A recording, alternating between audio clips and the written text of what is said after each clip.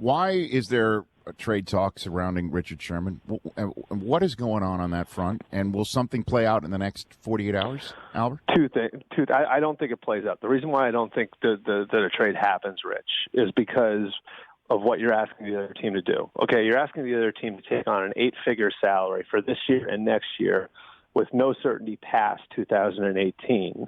So that's just one element. And then on top of that element, you're asking them to give up a premium draft pick, a first-round pick, and something else. That's a lot to ask of another team, no matter how good the player is, right? So that's why I think a trade won't happen. The Seahawks are doing this because they're getting a little older, and they've got 10 guys on the roster who take up about $100 million in cap space, and I think it's something like 9 of the 10 by September will be 28 years old or older. And so John Schneider wants to get in front of what could be, a problem with age. And so they've looked at different solutions for that. And you look at the players who are on that list, Richard Sherman's one of the most marketable guys. If you're talking about taking a guy, putting him on the trade block and seeing what he's worth.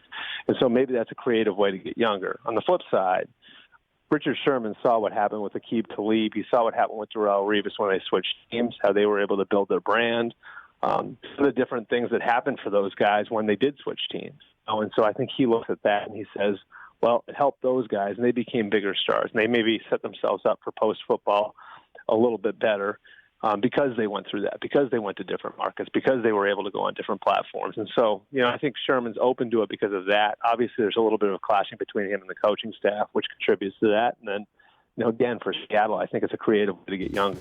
The Rich Eisen Show, weekdays at noon Eastern on Audience.